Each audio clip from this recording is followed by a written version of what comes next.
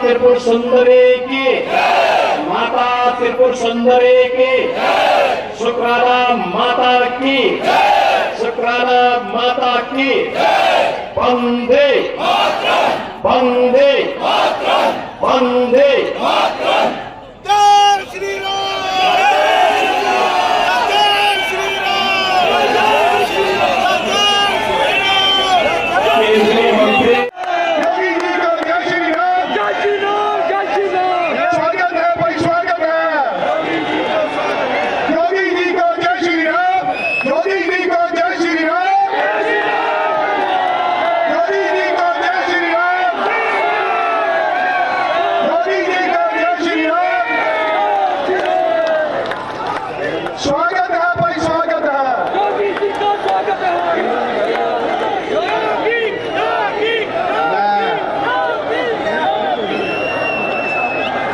आगे की आपने राजनीति में प्रवेश किया, ये मैं नहीं, ईश्वर की आज्ञा है।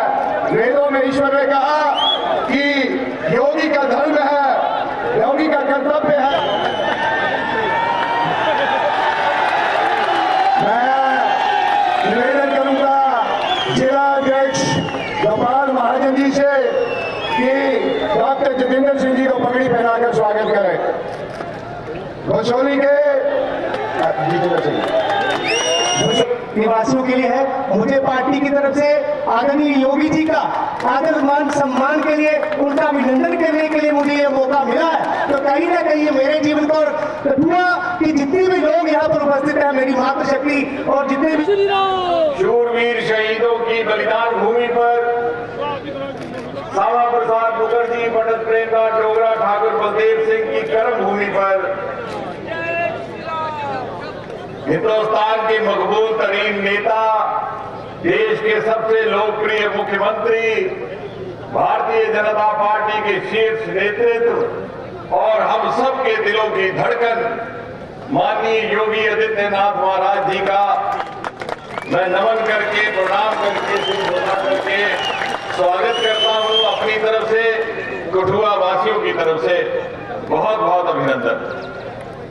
महाराज जी, इससे पहले कि मैं कुछ और कहूं, मुझे आपके आगे व्यक्तिगत आभार प्रकट करना है।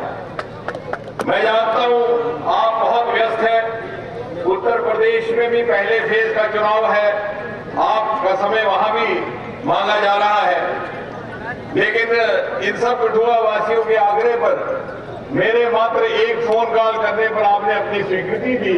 इसका आभार हम बड़े लंबे समय तक याद रखेंगे, हम ऋणी रहेंगे। महाराज जी, कठुआ की ये नगरी एक ऐतिहासिक नगरी है। कठुआ का इतिहास भारतीय जनता पार्टी, भारतीय जनसंघ और दूसरी ओर आजाद हिंदुस्तान के इतिहास के साथ ओतप्रोत है। जिस स्थान पर हम इस समय बैठे हैं, जिस स्थान पर आप विराजमान हैं, इससे कुछ ही मील की दूरी पर लगभग 70 वर्ष पहले श्यामा प्रसाद मुखर्जी ने एक निशान, एक प्रधान, एक विधान का आह्वान करके अपनी गिरफ्तारी दी थी और फिर गिरफ्तारी में ही उनका स्वर्गवास भी हो गया। डॉक्टर मुखर्जी की इस कुर्बानी ने राष्ट्रवाद की जो ज्वाला प्रज्वलित की, वो आगे चल करके भारतीय जनसंघ के दिए की रोशनी बनी और उसी ने भारतीय जनता पार्टी के कमल को जन्म दिया। और इसीलिए 60-70 वर्ष कांग्रेस और उनकी सहयोगी दलों की सरकारें इस क्षेत्र की उपेक्षा करती रही, ये वंचित रहा। बड़ी बड़ी राष्ट्रीय परियोजनाओं को भी आगे बढ़ाने के बजाय रोक दिया गया। उदाहरण के तौर पर हमारी राष्ट्रीय शाहपुर कंडी परियोजना थी सिंचाई की, जिसके द्वारा हमें अपने हिस्से का दरियाए रावी का पानी नसीब होना था, उसको भी रोक दिया गया। लेकिन 2014 में माननीय मोदी जी के आने के बाद एक नया अध्याय आरंभ हुआ और आज 10 वर्ष के बाद इस लोकसभा कॉन्स्टिट्यूएंसी को देश की सर्वाधिक विकसित कॉन्स्टिट्यूएंसी में गिना जा रहा है। ये शायद मात्र एक ऐसी कॉन्स्टिट्यूएंसी है जिसमें केंद्र के सहयोग से एक नहीं, दो नहीं, तीन मेडिकल कॉलेज निर्माणित हुए। दुनिया का सबसे ऊंचा रेल का पुल भी इसी कॉन्स्टिट्यूएंसी में। एशिया की सबसे लंबी रोड की सुरंग त्रिवेणी नाशी भी इसी कॉन्स्टिट्यूएंसी में। उत्तर भारत का पहला नमामि गंगा की तर्ज पर नदी सुंदरीकरण का देविका प्रोजेक्ट भी इसी कॉन्स्टिट्यूएंसी में।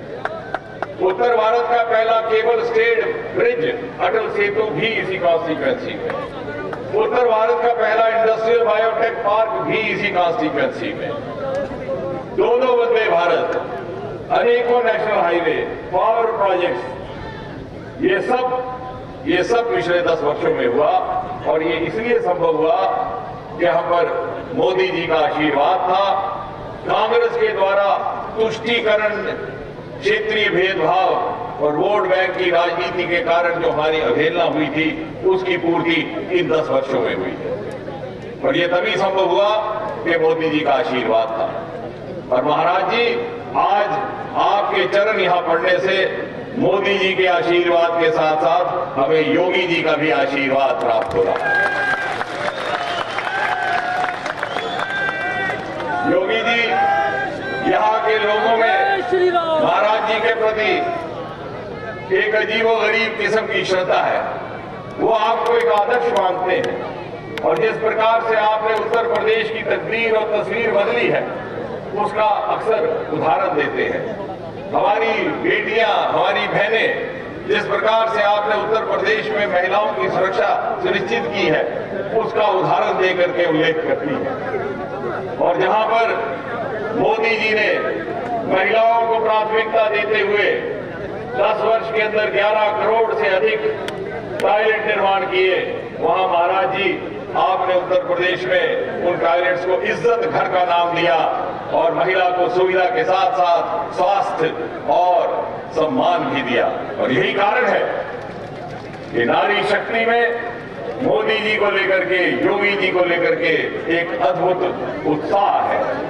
ये लोग विशाल संख्या में जो जहां आप देख रहे हैं, ये सुबह से यहाँ बैठे हैं, आपके दर्शन को व्याकुल है, आपके बोल सुनने को बेचैन है। मुझे अधिकार नहीं मैं इस मंच पर बहुत देर तक खड़ा रहूं। मैं पूरी विनम्रता के साथ, पूरे मान के साथ महाराज जी आपको आपके संबोधन के लिए सादर आमंत्रित। वंदे वंदे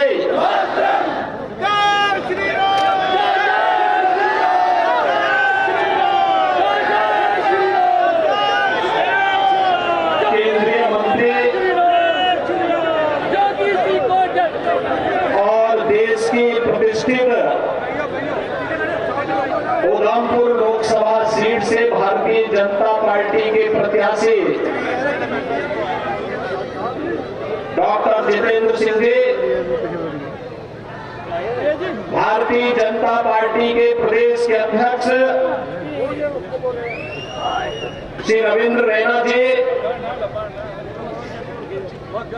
पूर्व deputy CM doctor Nirmal Singh ji, Bharatiya Janata party के प्रदेश संगठन महामंत्री श्री अशोक कौल जी,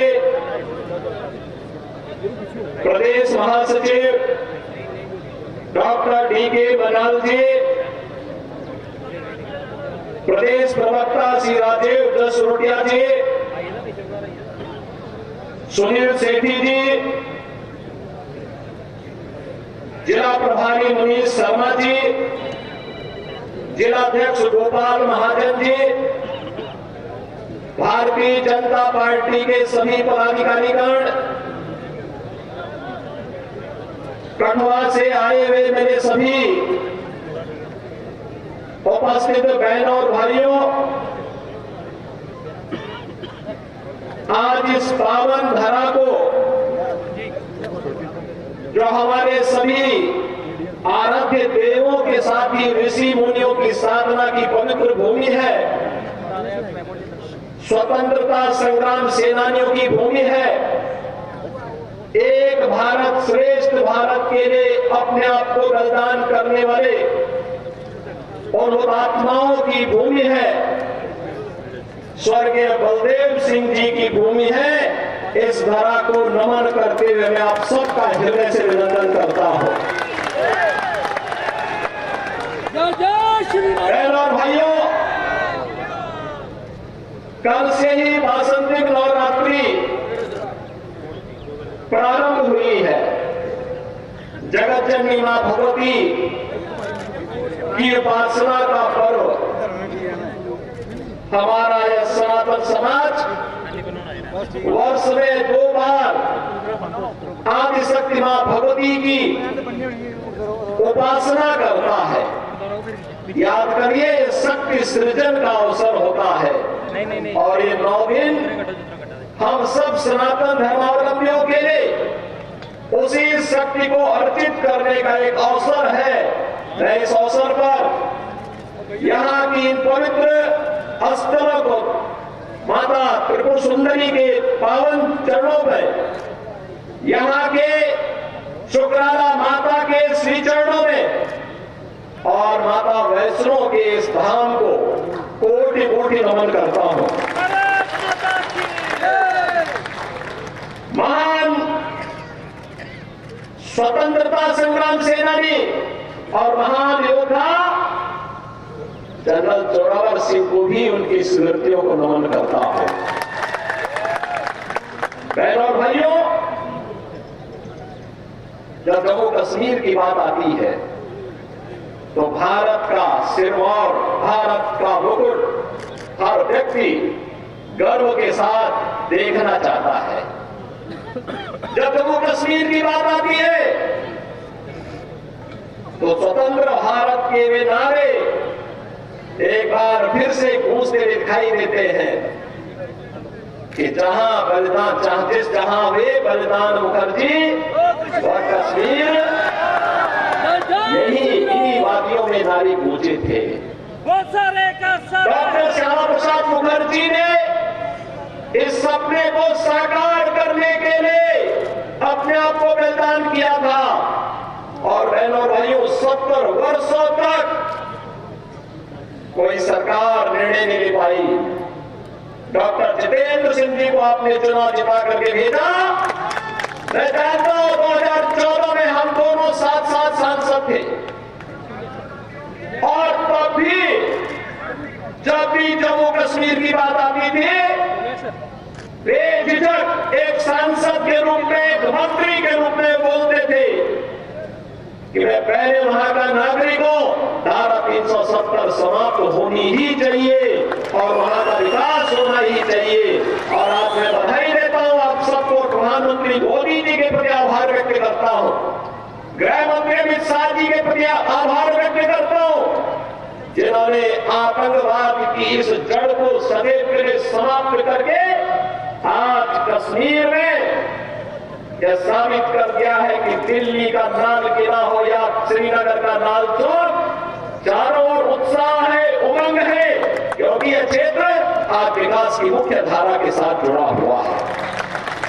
बहनों और भाइयों, जो विकास है आज आप देख रहे होंगे 4 लेन और 6 लेन की एक्सप्रेस वे, मेडिकल कॉलेजेस का संचालन, इंजीनियरिंग कॉलेज, यहां पर सिंचाई की सुविधा, हर घर नल की योजनाएं, ये सब हो ही रही है।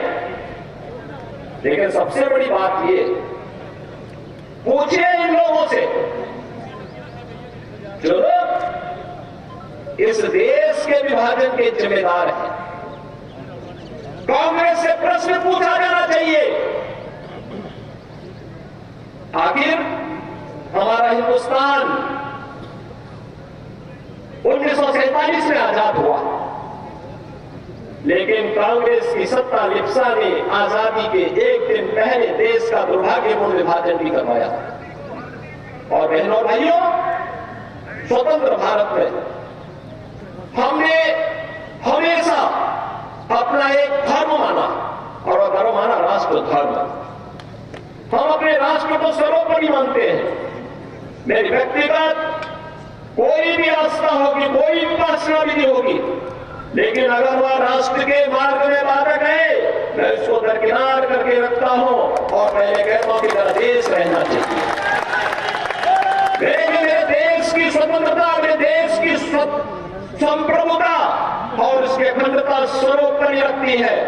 और इसीलिए आज न केवल भारत एक ग्लोबल पावर के रूप में आगे बढ़ रहा है, अभी तो बहनों और भाइयों आप देख रहे होंगे, अन्य दिनों में तो आप छोड़िए, भारत सरकार के साइंस एंड टेक्नोलॉजी के मंत्री भी डॉक्टर जितेंद्र सिंह की है, प्रधानमंत्री कार्यालय के मंत्री भी डॉक्टर जितेंद्र सिंह की है।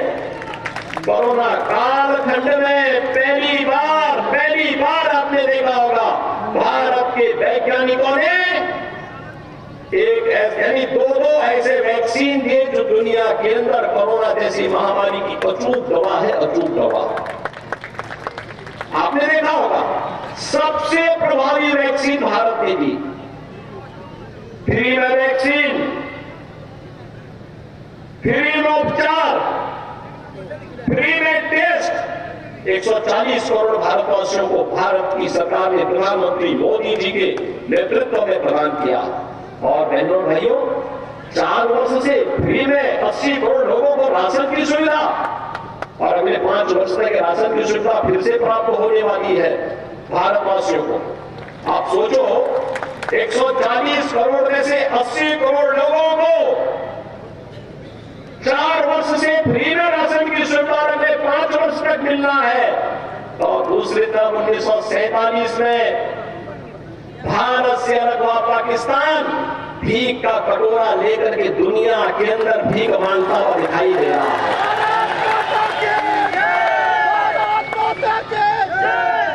आज आप देख रहे होंगे बदलते हुए भारत को, ये जो नया भारत है बहनों और भाइयों, इस नए भारत को आज आप देख रहे होंगे, एक भारत श्रेष्ठ भारत।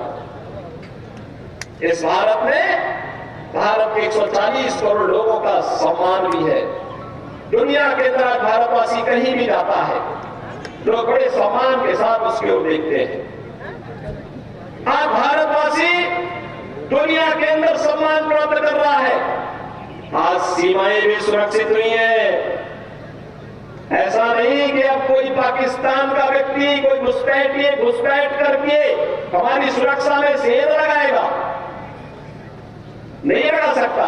अगर कहीं एक पटाखा भी फूट जाए ना तो पाकिस्तान अब सफाई देता कि नहीं मेरा इसमें हाथ नहीं है, क्योंकि उसे मालूम है अगर कुछ हो गया तो फिर उसको लेने के देने पड़ेंगे। और बहनों भाइयों जब एक मजबूत सरकार होती है तो ऐसे ही होता है। सुरक्षा की पुख्ता व्यवस्था, कश्मीर में धारा 370 समाप्त करके यहां के आतंकवाद की समस्या का समाधान, देश के अंदर नक्सलवाद की समस्या का भी समाधान हो गया। सुरक्षा की बेहतर स्थिति है, इंफ्रास्ट्रक्चर, अत्याधुनिक इंफ्रास्ट्रक्चर आप देख रहे होंगे, कई highway, railway, metro, rapid train, IIT, IIM, medical college, AIIMS जैसी सौगात आज देश को प्राप्त हो रही है। साइंस एंड टेक्नोलॉजी के नए नए केंद्र बन रहे हैं, अत्याधुनिक इंफ्रास्ट्रक्चर विकसित हो रहा है, बेहतरीन माहौल में भारत आगे की ओर बढ़ रहा है। और यही नहीं, इन सब स्थितियों को ध्यान में रखने के साथ ही गरीब कल्याणकारी योजनाओं की कोई सानी नहीं। आप देखते होंगे न केवल जम्मू कश्मीर में पूरे भारत के अंदर भी आप देखते होंगे 80 करोड़ लोग फ्री में राशन की सुविधा का लाभ प्राप्त कर रहे हैं। 60 करोड़ लोग आयुष्मान भारत में 5 लाख रुपए की स्वास्थ्य बीमा का कवर प्राप्त कर रहे हैं। 50 करोड़ लोगों को जन धन के अकाउंट खोले गए। 12 करोड़ अन्नदाता किसान प्रधानमंत्री किसान सम्मान निधि का लाभ प्राप्त कर रहा है। 12 करोड़ गरीबों के घर में शौचालय बने हैं। 10 करोड़ परिवारों को फ्री में उज्ज्वला योजना के सिलेंडर के कनेक्शन प्राप्त हुए हैं। बहनों और भाइयों, 4 करोड़ गरीबों के प्रधानमंत्री आवास योजना भी बने हैं और 2.5 करोड़ घरों तक पहली बार बिजली पहुंचाने का काम भी हुआ है। इस प्रकार के अनगिनत गरीब कल्याणकारी योजनाओं का लाभ आज पिछले 10 वर्ष में उस कैबिनेट के और उस सरकार ने किए हैं।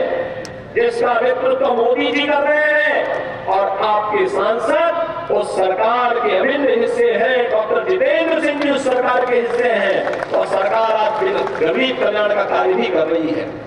और कितना परिवर्तन आया है। इससे पहले लोग अपने आप को हिंदू बोलने में भी संकोच करते थे।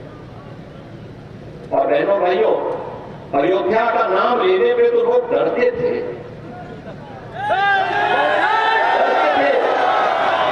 मुझे याद है जब मैं 2017 में उत्तर प्रदेश का मुख्यमंत्री बना तो मैं अयोध्या चला गया। लोगों ने कहा ये क्या कर रहे हैं? नहीं कर रहे, क्यों? कहा कि अयोध्या जाने से आपको मालूम है तो कुछ लोग नाराज हो जाएंगे। मैंने कहा कुछ लोग नाराज हो जाएंगे तो क्या मैं अपनी आस्था के साथ और जन आस्था के साथ खिलवाड़ कर दूं क्या? वोट नहीं हो सकता है।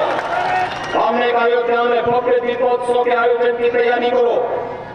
और बहनों भाइयों, अच्छी सरकार बनती है तो 500 वर्षों का इंतजार भी समाप्त हो जाता है। अयोध्या में राम मंदिर का निर्माण हुआ है ना, क्या ये काम कांग्रेस के लोग कर पाते क्या?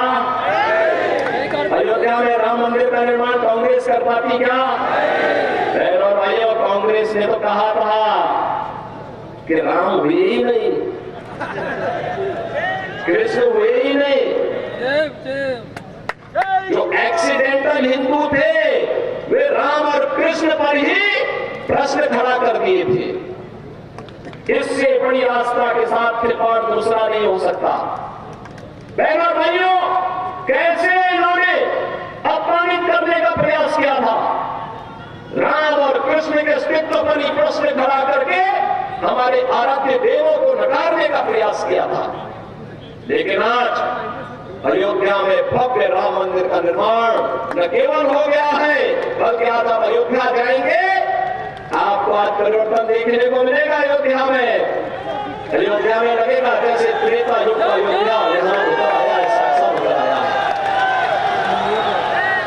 जब अच्छी सरकार आती है तो यही होता है। अच्छी सरकार आती है यही होता है। काशी में आप जाइए, काशी विश्वनाथ धाम बन गया है। वो बोलते थे काशी विश्वनाथ धाम संकरी गली थी, बामुश्किल 5 लोग जा पाते थे। आज 50,000 श्रद्धालु भी एक समय वहां आ जाए मंदिर परिसर में, कोई समस्या नहीं है, कोई समस्या नहीं है। आस्था का सम्मान कैसे होना चाहिए यह कार्य भी आज देखने को मिल रहा है। नौजवानों के लिए रोजगार की व्यवस्था, जीविका की व्यवस्था कैसे होनी चाहिए यह कार्य भी आज देश के अंदर बखूबी आगे बढ़ रहा है। और बहनों भाइयों, यही नहीं, हमें सुरक्षा भी करनी है और देश को समृद्धि की नई ऊंचाइयों तक लेके चलना है।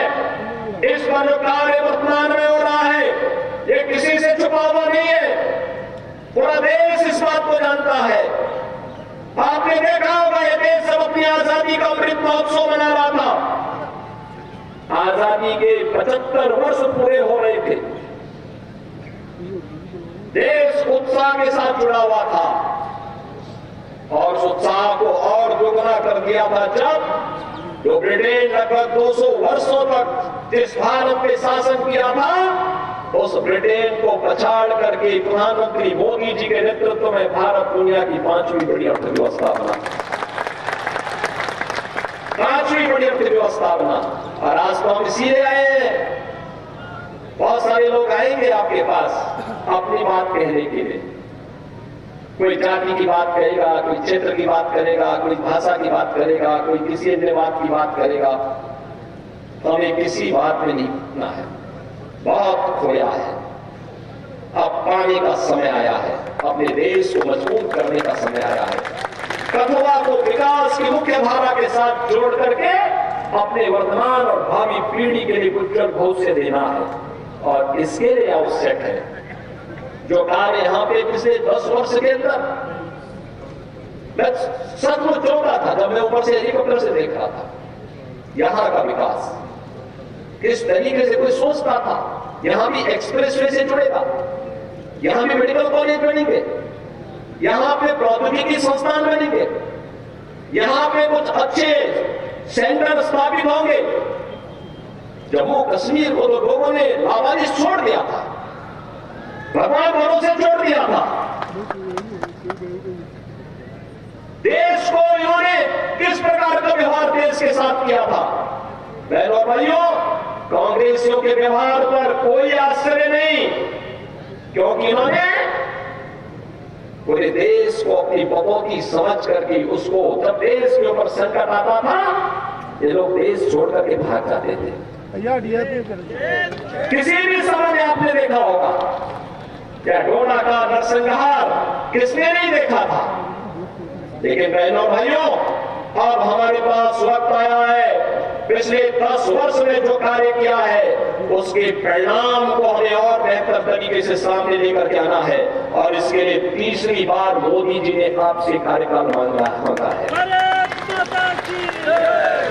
मोदी जी तीसरी बार देश के अंदर भारत को तीसरी बड़ी अर्थव्यवस्था के रूप में स्थापित करने के लिए आपके पास आ रहे हैं। और इसके लिए मोदी जी के प्रतिनिधि के रूप में आपके लोकप्रिय सांसद और केंद्रीय मंत्री डॉक्टर जितेंद्र सिंह जी तीसरी बार आपका आशीर्वाद प्राप्त करने के लिए आपके पास आए। बहनों और भाइयों, अपनी सहजता, अपनी सरलता, अपने व्यवहार कुशल से न केवल उन्होंने देश के अंदर, बल्कि जो भी दायित्व उन्हें भारत सरकार ने सौंपा है, पार्टी ने सौंपा है, उसका बखूबी निर्वहन करने की जिम्मेदारी उन्होंने जिस तत्परता और जिस प्रतिबद्धता के साथ किया है वो अद्भुत है, अभिनंदनीय है। और इसके लिए मैं आपको बधाई देता हूं, क्योंकि प्रतिनिधि आपने चुना। उनके साथ संसद में हम लोग जब 2014 में साथ सांसद थे, तब भी मैं देखता था बहुत ही सहजता, सरलता के साथ किसी भी बड़ी से बड़ी समस्या का समाधान कैसे होना चाहिए, इसके लिए वह उस समस्या के समाधान पर विश्वास करते थे। बहनों और भाइयों, आज मैं आपसे ही कहने के लिए आया हूं, आज देश आज जिस नए युग में प्रवेश किया है, जिस नए भारत का हम दर्शन कर रहे हैं, यह सच है, मोदी जी का नेतृत्व है। मोदी जी को इसका श्रेय जाता है। नए भारत के शिल्पी के रूप में मोदी जी का हर व्यक्ति सम्मान करता है। लेकिन बहनों और भाइयों, मोदी जी के साथ साथ आपको भी इसका श्रेय जाता है, क्योंकि मोदी जी को एक वोट देकर के आपने मोदी जी को देश की सत्ता सौंपी, देश की बागडोर सौंपी।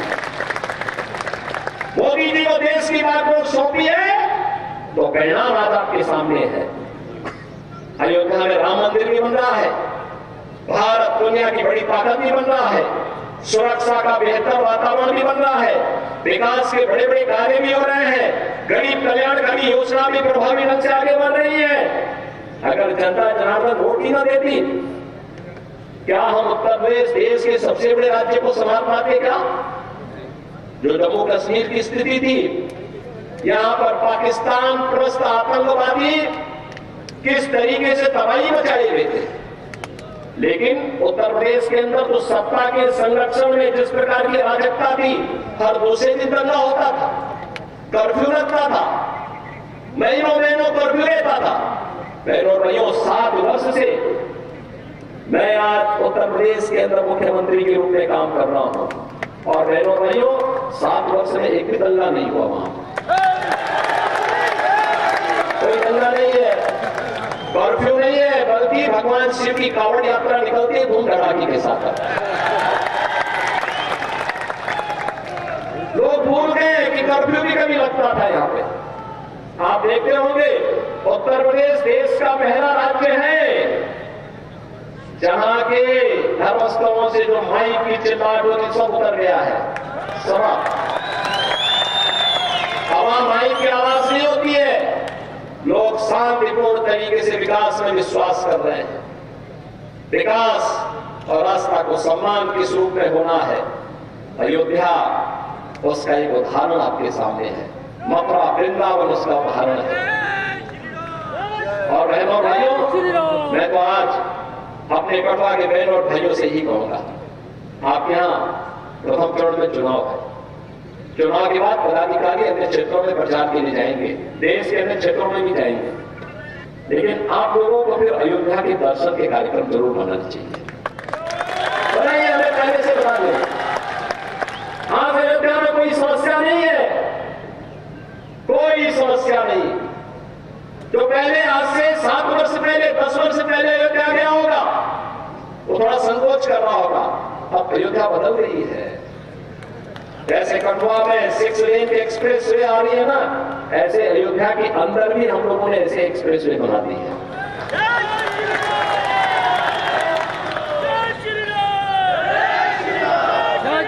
सुरक्षा का बेहतर वातावरण है।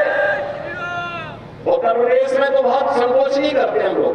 बहनों और भाइयों, कोई दंगा करता है तो हम उसको उल्टा टांगने का काम कर देते हैं, लड़का देते हैं उसको, और वो देते हैं कि बेटा और क्या करता है तो बहनों भाइयों मिर्च का छोटा नीचे से लगा दिया जाता है।